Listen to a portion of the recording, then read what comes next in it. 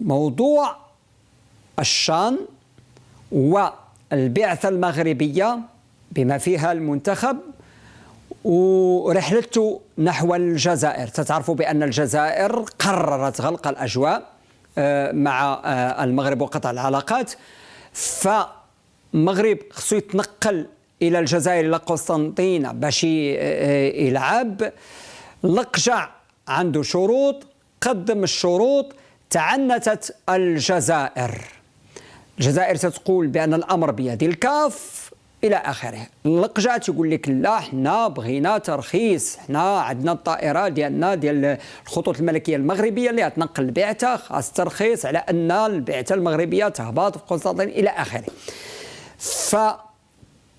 كتر نقاش، كتر الجدال، كل من زاويته يتحدث. فاحنا بغينا نوقفوا على عين الصواب على المستوى القانوني اللي مرتبط بالكاف ومثل هذه التظاهرات. السلام عليكم سي منصف.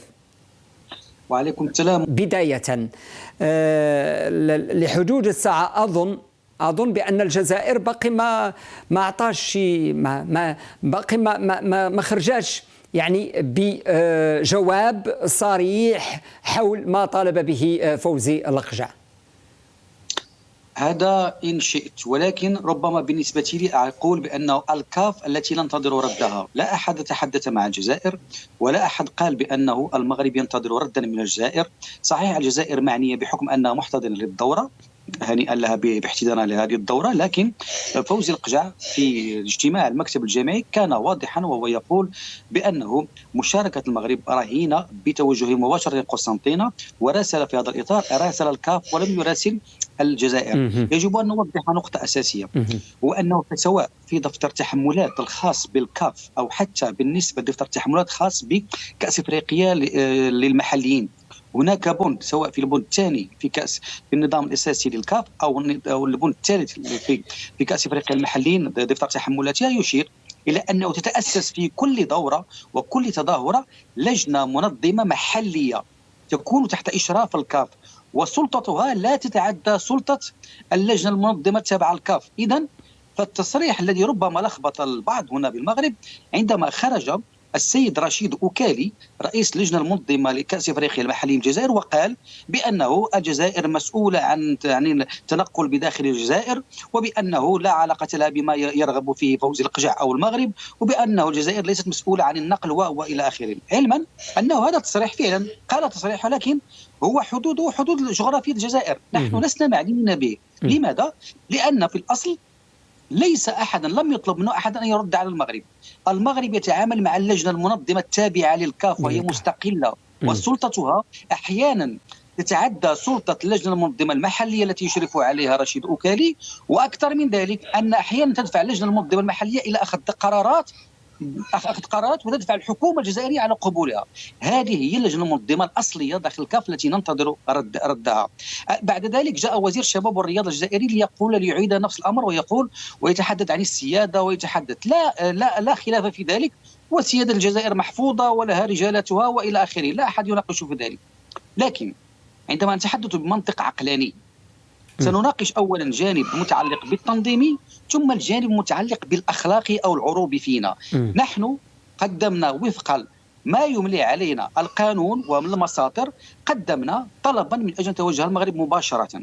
هذا الأمر تكفله أولا كل دفاتر التحملات وكل الأنظمة الأساسية للكاف أو حتى الاتحاد الدولي التي تفرض على كل بلد محتضن أن يسهل المأمورية على البلدان الحاضرة. هذا على المستوى القانوني والإجرائي. لكن أنا والله العظيم يهمني الجانب الآخر وهو الجانب العروبي والأخلاقي. أنا يا أخي ضيف عندك في بلدك، عندما أستضيفك يعني أستقبلك بالورود على باب المنزل، لا أطلب منك أن تذهب إلى السطوح، أن تمر من السطوح لتأتي عندي إلى البيت لتتناولي مع وجبة الغداء. على الأقل نحن كجزائر، دعني من الخلافات السياسية، نحن في ملتقى رياضي وعندما أقول ملتقى رياضي في الأصل لماذا أنجزت حتى التظاهرات الأولى في القارة الإفريقية؟ أنجزت من أجل خلق تلاقي بين الشعوب الإفريقية. صح. أنت الآن تقول بأنك لك جذور إفريقية، وتقول بأنه الجزائر هي رائدة الدول الإفريقية وهي التي كانت مساندة للمنظمات التحررية وأنه في الوقت ذاته تنظم لقاء إفريقيا وتحاول أن تشتت فيه وأن تفرض شروطا معينة. ربما هذا لا يلتقي. نفس الأمر كما حصل بالنسبة للقمة العربية. كيف أنت تنظم قمة عربية لجمع الشمل وفي نفس الوقت تطرح إشكالات معقدة بخصوص التنقل، بخصوص شروط عقد هذه القمة؟ إذن يجوز أن نكون منسجمين مع أنفسنا. الآن المغرب سؤاله واضح وطلبه واضح في هذا الأمر. نحن نطلب خطا مباشرا إلى قسنطينة. لا نريد أن تخصص الجزائر لنا طائرة خاصة. الأمر ولله الحمد المغرب له ناقل رسمي للمنتخب الوطني وهو الكفيل بنقله مباشرة، ولا أحد بإمكان تطرح أمامه سؤال في أوروبا وأمريكا اللاتينية وآسيا وحتى في أسفل إفريقيا أن تقول له أنه سأتوجه إلى الجزائر وتفرض عليه الجزائر أن توجه بناء على خلافات سياسية جانبية. أنا أتوجه إلى تونس وبعدها أعود إلى الجزائر ومنها إلى قسنطينة في رحلة قد تدوم أزيد من 10 ساعات، لأن هناك إسكال كاين في تونس ديال 5 ساعات، عوض أن أذهب مباشرة لمدة ساعة وربع أو ساعة ونصف. بالله عليك من يقبل هذا المنطق بالنسبة لمنتخب يمثل بلد، منتخب بلاعبين لا يتوجب أن نجهدهم أكثر من اللازم؟ نعم. أستاذ منصف اليزغي، في حالة ما إذا استمر يعني هذا التعنت والكاف لا تجيب والجزائر ما بغاش دير الماء من يدوز، إذا استمر واش ممكن نمشيو الى حد يعني اننا نقاطعوا الشان؟ ممكن للمغرب او الجامعه الملكيه المغربيه لكره القدم انها تقاطع الشان وما تصيفطش المنتخب الوطني المغربي؟ وفي حاله ما اذا قاطعت ماذا سيترتب عن ذلك على مستوى الكاف؟ ممتاز.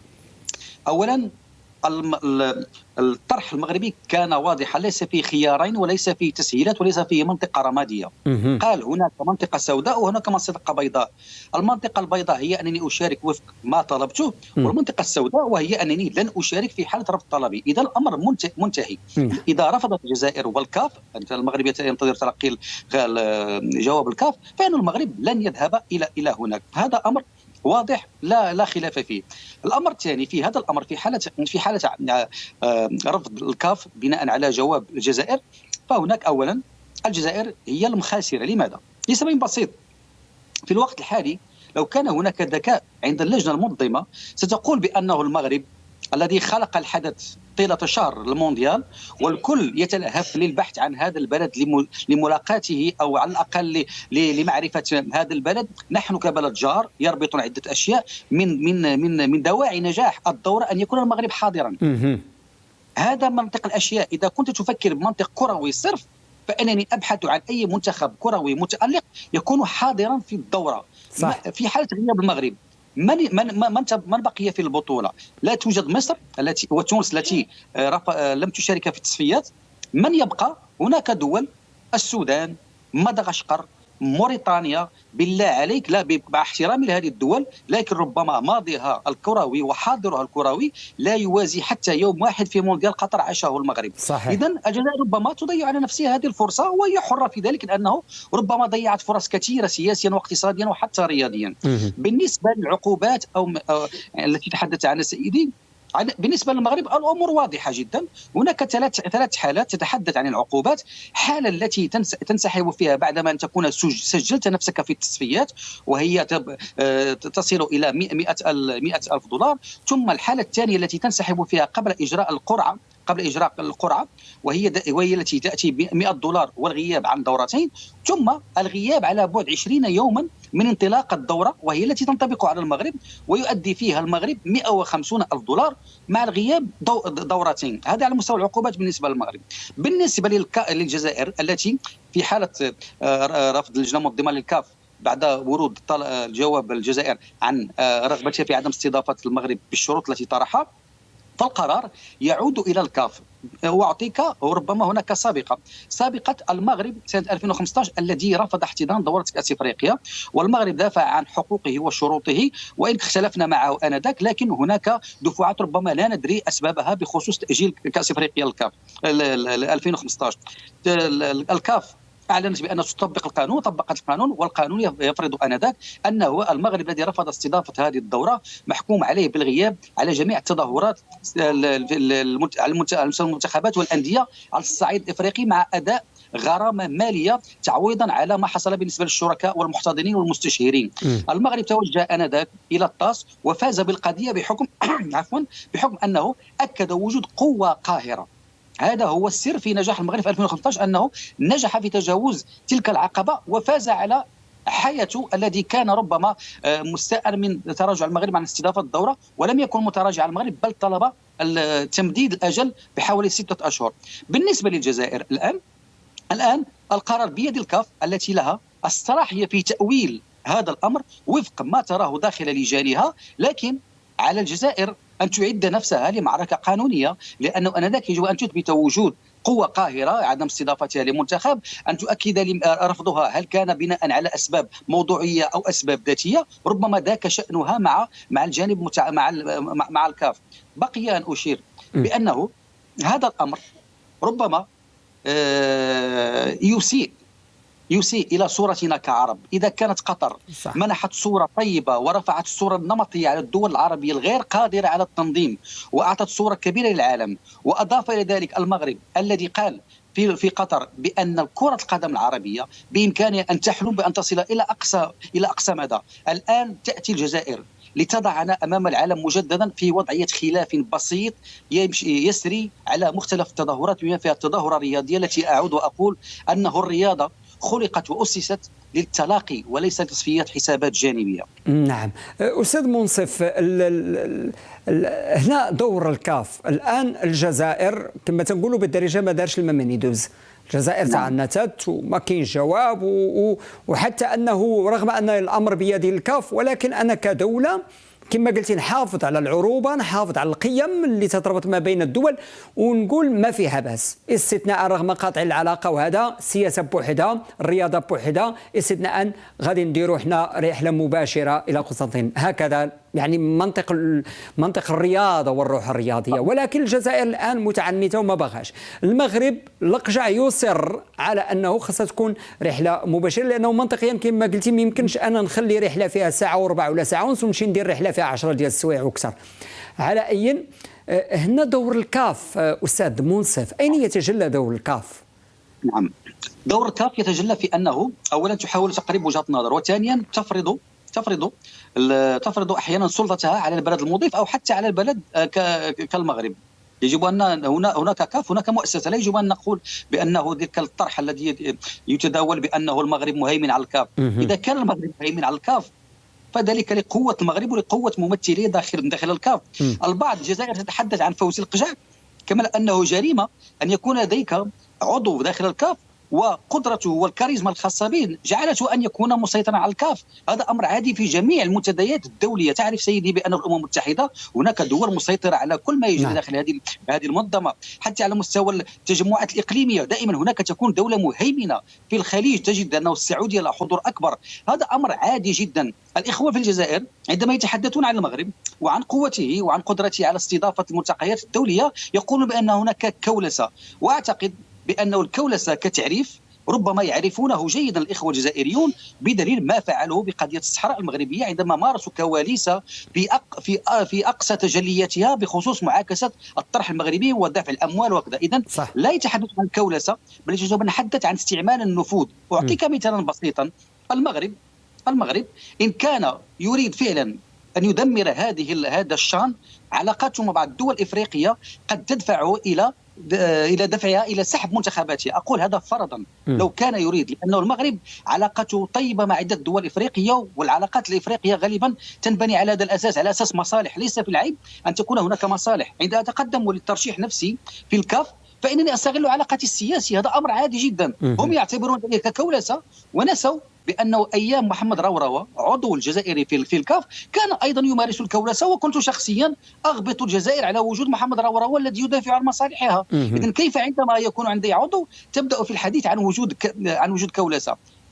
أضيفك شيئا آخر على الجزائر، أن تراجع التاريخ جيدا وتتذكر أمرا أساسيا، هو أنه المغرب الذي تفعله معه ما تفعله الآن وتسميه هوك ولا تسميه باسمه. وأنا أقول الجزائر لأنني إنسان موضوعي مع نفسي وأعترف بوجود بلد اسمه الجزائر، ولا أمارس التبخيس والتنقيص الذي لا يليق بالضيوف الذين يحضرون في بلاطوهات القنوات الجزائرية سواء الرسمية أو الخاصة. أقول على الجزائريين، على هذه الطبقة، إن كان من المفروض أن ترفع مستوى النقاش فيتوجب أيضا أن تراجع التاريخ وتتذكر بأنه الجزائر تسببت في أن توقف الفيفا المغرب لمدة سنة كاملة من أجل الجزائر. قد تقول لي ما دخل فيفا وما دخل الجزائر في التوقيف؟ أقول لك بأنه المغرب استضاف منتخب جبهة التحرير الجزائرية سنة 1958 ضدا على الفيفا، واستقبل محمد الخامس هنا، وذهب المنتخب المغربي إلى تونس وأجرى مع أول مباراة، وحضر منتخب جبهة التحرير الجزائرية أيام الاستعمار الفرنسي والذي كان ينادي هذا الفريق بالتحرير ويروج الطرح الجزائري، واستقبل إلى المغرب أجرى 7 مباريات في 7 جهات مغربية، في طنجة، في الرباط، في الدار البيضاء، في وجدة، في مكناس، في فاس، في كل هذه المدن، وتلقى دعما وجاء قرار الفيفا بإعاز من فرنسا التي قالت بأنه المغرب واجه منتخبا ليس عضوا في الفيفا، فتم معاقبة المغرب سنة كاملة بسبب الجزائر. وقيل للراحل محمد الخامس بأنه الفيفا ستعاقب المغرب، فقال لهم كلمته الشهيرة نقل عنه بعض اللاعبين الذي حضروا آنذاك، قال لهم إلا ما كفاتهمش عام يعطونا عامين من أجل الجزائر. هذه هي الجزائر التي ضحينا منها رياضيا 1958 وفرطنا في سنة كاملة من الزمن الرياضي للمنتخب المغربي، كان حديث المنشأ، والآن تواجهنا بصفافة بطرح غريب وتنسى التاريخ وتحاول أيضا تزوير هذا التاريخ. ربما التاريخ لا يرتفع، التاريخ واقع، وربما تذكره حتى الأجيال داخل الجزائر. ولن ننسى أحد بأنه وجدة، مولودية وجدة، كان يضم ملاعبين جزائريين وكانوا أبناء هذه المدينة، وكانوا لم يكن هناك أحد يفرق بين الجزائري وبين الوجدي.